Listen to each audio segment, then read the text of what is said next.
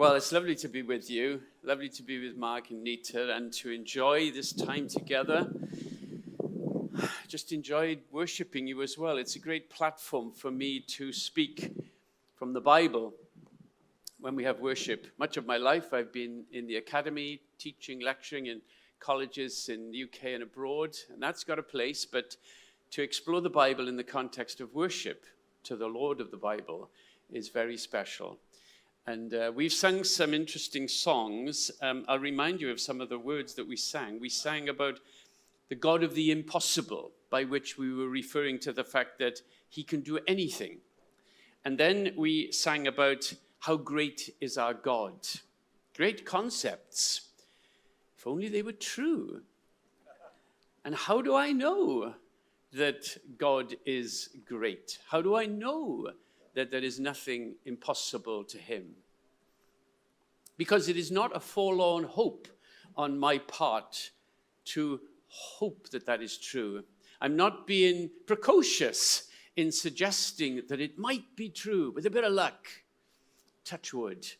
No, I know it's true because Jesus came to this earth for 33 years. God squashed into a human body, and he revealed to us what God is like. And he did it better than anybody else ever could, because he is not an inferior member of the Godhead. No, he's God, fully God himself, like the Father is, like the Spirit is. And so when Jesus was on this earth, he was not just revealing himself as this wonderful Jewish Messiah. He was introducing himself as this wonderful God who graciously, because he chose to, comes to live in a human body in order to do a whole pile of things for us, but fundamentally to reveal to us what God's like. And that's what we're going to do this morning. And we're going to explore a story that most of you, even if you're not a churchgoer, will probably know. And so you know the ending of the story. So I've spoilt it. And you might indicate in your thinking that this is going to be a very small talk because we know the beginning, we know the middle, we know the end, because it's a miracle and Jesus does the miracle. We've been there before. That's not the reason why the writers tell this story. What is the story? Well, I'm slightly ahead of myself. I need to mention some resources that I've brought, because it may be that you will nod off in this warm church today. And that's fine, because there's a book there, The Miracles in the Gospels, and this talk is in there. It's exploring why the miracles are recorded by the writers. All the books there, by the way, that I've written are about the Father, the Son, or the Spirit, because my perspective is that the better we get a good appreciation of who they are like and their impact on our lives, the more we will walk through this life with a greater sense of destiny and certainty, with a spring in our steps, because knowing their commitment to us gives us a context of hope that is based on who they are. This is a little book, the first book I wrote. It's called God and Us, a life-changing adventure. And my wife indicated to me on one occasion, we don't get enough sermons on God, Keith. And then I began to think about the books on God, and they tend to be that thick, and they tend to be just a bit complex. And if we're not careful, they push God further away in our thinking, when in reality, he wants to draw near. So I decided to write a book that's a gentle journey into who he is. It's relevant for all Christians or non-Christians. It's used as a post-alpha course. If you fancy having a little look at that, then do so. And then finally, one of the major reasons why we're on this earth for just a little bit longer, I haven't got any prophetic insight that it is only a little bit longer. Why did I say that? But one of the reasons we're on this earth is because we're engaged in trying to help people explore the Bible and their own, in life groups, in wider church-based events. So we've devised 16 books. This is one of them.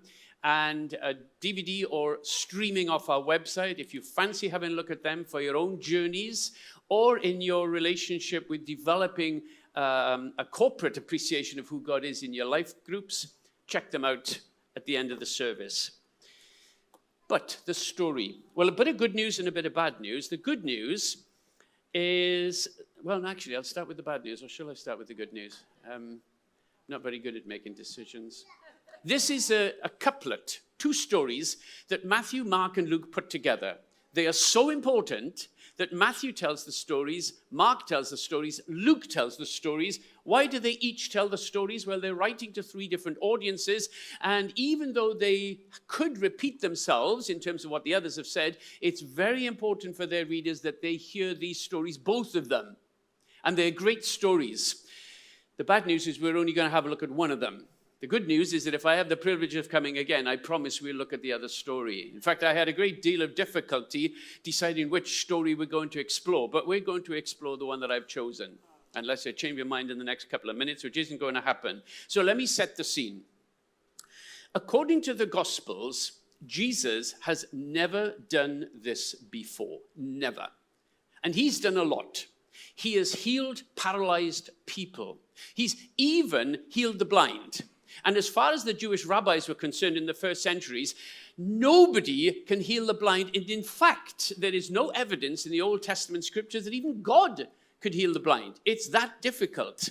The rabbis said, to heal the blind, well, that's as easy as raising somebody from the dead. Since we can't do the latter, there's no possibility we're going to do the former either. Jesus heals the blind. And he's healed lepers. Lepers whose lives are blighted by leprosy, which has resulted in them not just being marginalized by their society, but it appears that even God has marginalized them because he has put rules in the book of Leviticus that would indicate that they are no part of community. Jesus has healed them, and he's healed them in a particular way. He has healed them by, and I'll do it to Judy, my wife, by touching them. Big deal. Oh, well, it is a big deal.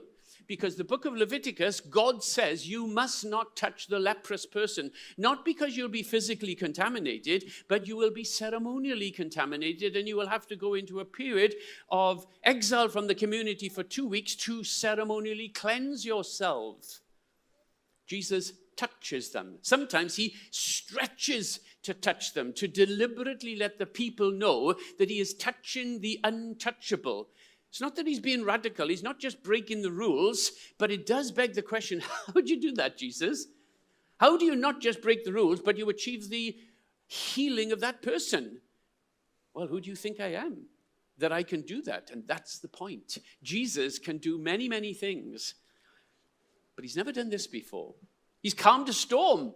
Nobody's ever done that other than God, but he's never done this before until this particular day when he brings a 12-year-old little girl back from death into life. Now, her father is a very important man. We know his name. It's Jairus. We don't know many names of the people in the first century because they weren't that important that they be rehearsed in the text. But his name is mentioned. And why not? Because he is the most important person in the community. He's actually the leader of the synagogue, which means he has significant responsibility. He has prestige. He has authority. But in this particular occasion, he has nothing of that. In fact, he is powerless because his 12-year-old little girl, his daughter, his only daughter, has died. And his eyes are filled with tears and his heart is filled with pain and anguish because there's nothing he can do. He's distraught. And now he's come to ask Jesus to please consider the possibility of raising her back from the dead. But it's a big ask because Jesus has never done that before. See, the village is already preparing for the burial. That very day, they're going to be burying the little girl. And he's rushed to where he has heard that Jesus is to ask that he might consider doing the impossible. Even some of his friends said, don't bother. It's too late. Jesus can't do this. Jesus has never done this. Let's read the story. And I'm going to be reading it from Matthew's presentation. Don't worry if you don't have a Bible. Just listen as a first century person would listen. 95% of the people in the first century couldn't read, couldn't write. So they heard these stories. So I'm reading it from the Gospel of Matthew, and I'm in chapter 9, and I'm in verse 18. This is what Matthew says in telling the story. While Jesus was still speaking to the disciples of John the Baptist, because John the Baptist has died, behold, a ruler came in and knelt before him and said, "My daughter has just died. Come and lay your hand on her, and she will live." And Jesus rose, and he did something he's never done before. He followed the man with his disciples. But a woman with a hemorrhage that she had had for 12 years, a blood disorder, she came up behind and touched the fringe of his garment. For she said to herself, "If I just touch his garment, I shall be made well." Would you believe it? Well, I'm not reading that in the text, but I'm remarking on it myself. Jesus turned to her and said, "Take heart, daughter. Your faith has made you well." And instantly the woman was made well. And then we're back to the first story. When Jesus came to the ruler's house, now a little bit later, he saw flute players and the crowd making a racket. And he said, "Depart, for the girl is not dead, but asleep."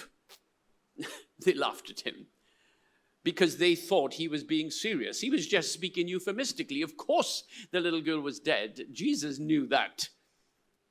But she wasn't going to stay dead. And when the crowd had been put outside, he went in and took her by the hand, and the girl arose. End of the second story.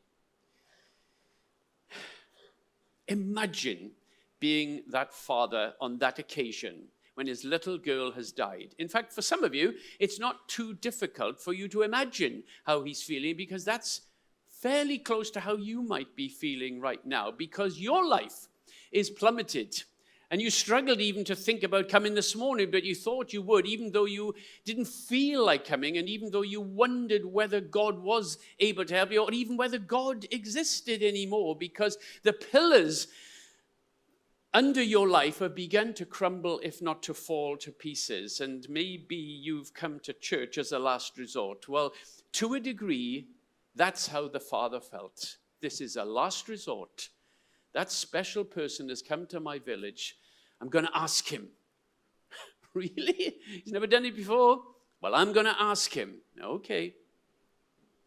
Well, let's see what Jesus did. And we're going to do two things. We're just going to revisit the story, and we're going to ask the question, what did Jesus do for the father? And then secondly, what did Jesus do for the little girl? And we're going to discover some very important lessons for us in the 21st century. And one of the least important lessons, although true, is that Jesus will raise the little girl from the dead. That's not the reason why the story is told, because there are some elements in the character of Jesus and the personality of Jesus, who, remember, is God, some elements in his personality that he ministers naturally, lovingly, caringly, individually for the father and for the little girl that are relevant, most relevant to us on this beautiful sunny day in Exeter.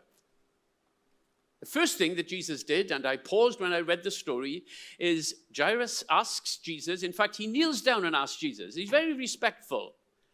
Asks Jesus for help. He recognizes that he's in the presence of somebody with greater prestige than even himself. And Jesus does something that he has never done before, which begs the question, why does he do it now? He follows Jairus to his home. Big deal. Well, actually, it is a big deal, because think about it. You see, up till now, it is people who have followed Jesus, not Jesus following people.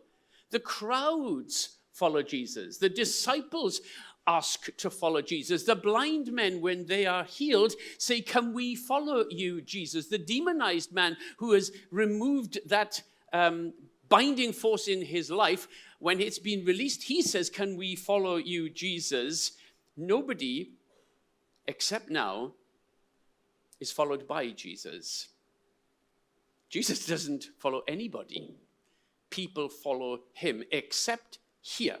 And Matthew specifically wants me to know that Jesus follows the man, which makes me want to say to Matthew, why do you want me to know that? What is so special about Jesus, the creator of the universe, Jesus, who is God incarnate in the flesh? God decides to follow this man. Well, one obvious answer is because he's very important. He's prestigious. He's influential. He has authority, more authority than anybody else in his community. He clearly merits the presence of Jesus. He deserves that Jesus should follow him. Well, that's not the point of the story. And anyway, does Jesus need to do it in order to bring about the healing? Jesus is in the middle of teaching the disciples of John the Baptist, who are distraught because their leader has been beheaded. And he allows that to be interrupted so that he can follow this man to deal with his daughter. Jesus, for goodness sake, just heal the little girl. You don't have to be there. You don't have to touch her. You could click your fingers and that little girl will come back to life. You've done it before. Not in resurrection, but you have healed people before without being proximate to where they are. So why are you slowing the journey down? Why are you allowing that teaching to be interrupted when you could do it immediately and get back onto your agenda? But that's the point. That's the point. Jesus, who could achieve the miracle like that without even thinking about it, without opening and closing his eyes as a blink. He could have done it like that, but the message is, no, I have got time for you. I have got time for you, Jairus. I have got time for you who are scared that nobody has got time for you in this moment of being distraught. Well, I have got time for you. And by the way, remember who I am. I'm God. And in effect, what Jesus is saying to Jairus is this: Jairus, I'm following you. You can't see me because I'm behind you, but I'm following you. I'm walking in your footsteps. You may not see me because I'm behind you, but trust me, I'm there. And for a purpose, to do you good. That's the first crucial message that Matthew wants his readers to hear, and it's a message that I need to hear myself, that Jesus is constantly following me. Now, it's a metaphor, but it's true. All of us live in the context of the sovereign designer and sustainer of the universe walking with us throughout our journeys. He could watch over us from 1,000,000 miles away and impact us immediately if he chose to. But that's not the way he does it. He prefers to do it from the proximity of being right next to us, close to us, in us. Wow. Can that be true? Well, Matthew says, what do you think I'm telling you this story for? It was true then, and it is true now. And he follows this man who has nowhere to go for help and brings a difference. Second thing, and the final thing I'll say about Jesus and this man, is that the Gospel of Luke tells me that Jesus says a few words to this man. These are the words, I'll read them. Don't fear, just believe, and she will be well. Don't fear, just believe, and she will be well. He doesn't tell the man to have more faith. He doesn't say believe more. He simply says, don't be afraid. Now think about the man, and I'm thinking about the man. You see, I have asked Jesus for help, but now I'm beginning to fear what I have asked Jesus to do. Because I've asked him to do the impossible. I've asked him to do something that he has never done before, and I'm afraid that I'm putting him in a very embarrassing situation. There is the possibility that when this man comes with Jesus to the little girl, that Jesus isn't going to be able to do it. And where there was a little flicker of hope in the man's heart while he asks Jesus, he's now beginning to feel dread that he has actually got Jesus to come with him where he is. What have I done? Why did I allow myself to hope for the impossible? Why did I put Jesus into this awkward situation? Why do I think he could do it now? He's never done it before. And Jesus knows where he's thinking and says, it's okay. Relax. I know you're worried that I can't do what you've asked me to do. Just relax. Just trust me. Everything's going to be fine. And remember, I'm following you. Walking in your footsteps. I've got your back. You can't see me, but there's a smile on my face because I know how this is going to work out. It's all about trust. And this man is given the opportunity to trust Jesus. Well, now, let's come to the little girl. Because the little girl is dead. She's out of it. How on earth is she going to benefit from anything that Jesus might do for her until the moment of resurrection? Well, there's a couple of little things in the way that the story is told that tell me something about the heart of Jesus, because he has not just got compassionate and care and individual concern for this man, this dad, but he has also got individual compassionate care for this little girl, this only daughter, this 12-year-old. He, the creator of the universe, has cut time for her when he could just heal her in a moment, but that's not the way that Jesus does it. So let's revisit the text and see what Jesus does. Well, the first thing he does is a little interesting. He asks the people who were in the room to leave. Well, Jesus, why, for goodness sake? They are there because they are honoring the little girl, because in a Jewish first century context, the way that you will honor the person who has died and the family is that you will be sad. And if there aren't enough people in the family to be sad sufficiently, then you will hire in professional mourners so that there will be no sense of happiness there. This is sadness in the extreme, and it is manifested by the mourning, sometimes the hysterical wailing of the people who've been brought into that given context. And then to emphasize that, we'll have some flautists, and these flute players will play songs that are not melodious. They'll be in minor keys. There will be a cacophony of noise because it is intended to give people the sense that this is a desperate moment. We have lost everything. Jesus, would you please leave? I'm thinking, why? Does Jesus need peace and quiet? That's probably what it is. He needs some peace and quiet. And these are just going to get on his nerves, or at least get into his brain. And they're not going to give him the opportunity to concentrate on what he's there to do.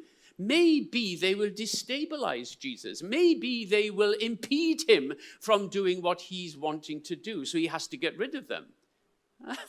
That's not the point at all. Nothing stops Jesus doing from what Jesus wants to do, be it religious leaders, be it unbelieving crowds, be it the devil, be it the demons. Nobody stops Jesus from doing what he wants to do, let alone these people who are saddened at the death of this little girl. But there is a reason why Jesus asks them to leave. And I suggested to you that it's because he's thinking about the little girl. You see, Jesus knows what's going to happen. This little girl is going to come back to life. What he doesn't want is that when she comes back to life, she is going to be met with a cacophony of noise. Oh no. He wants her to come back to life, to peace and quiet, gentleness. And he is going to be there as her savior, as her rescuer. He's just going to bring her back to life in a very gentle, compassionate way. Why'd you do that, Jesus? Just heal her. Get back to the disciples. No, Keith. This little girl has a very important lesson to learn. And it's not just that I can raise people from the dead, but when I do it, I like to do it from as close to that person as I can get. Even though I could do it from 1 billion miles away, I want to be where they are, and I want to do it in a way that's meaningful to them. Little 12-year-old girl. Jesus does something very interesting after that. And Luke tells me what he does. Because Luke says that Jesus says, give this little girl something to eat. Something to eat. You see, if I was Jesus, I probably, having raised her from the dead, I probably would have swept out to the crowds and to those who laughed at me because they assumed that I was nuts to think that I could do anything for this dead child. And I would say, come and have a little look. Come and see what's happened.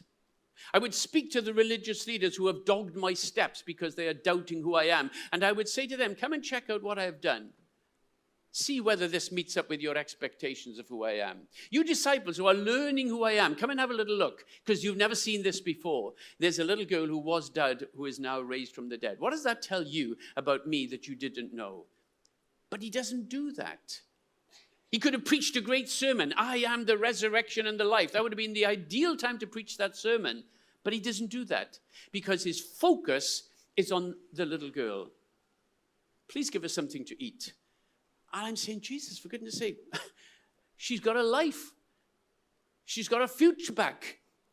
Why are you thinking like that? And I hear Jesus speaking to me softly. Yeah, but Keith, she's going to be hungry. She's only 12. And then one other thing that Matthew, Mark, and Luke tell me, and that is that Jesus helps her to stand. He touches this little girl. A couple of things. Leviticus, again, says you do not touch a corpse. You do not touch the body of someone who has died. Because if you do, you will be ceremonially unclean. It's not that you've sinned, but you will have to go into a period of exile from the community for a period of time. But you do not touch a dead body. Jesus does. It's not he's being radical, but he does have the ability to break rules because he's God. But he touches the little girl in order to help her to stand. And I'm saying, Jesus, you don't need to do that. You don't have to break the rules in order to have this little girl come back to life. You could just say, and she will stand. But again, I hear Matthew through the story telling me, but that's not the way Jesus works. He wants to do it from close proximity. He wants to do it in a way that's personal. He wants to do it in a way that's individual, just for this 12-year-old little girl who doesn't have a clue who's standing in the room. Touches her hand, holds her hand. Get the picture. This is the hand of God. Jesus, the hand of God, takes this little girl's fingers and helps her to stand. Does she need his help? Has she forgotten how to stand? She's only been dead for less than 24 hours. She knows how to stand, but that's not the point. I want to be part of the process. I want to be intimately involved in the next step of your journey, little girl. I want to be there in a way that you would never dare imagine that I might consider it, because after all, I'm God. But that's who our Jesus is.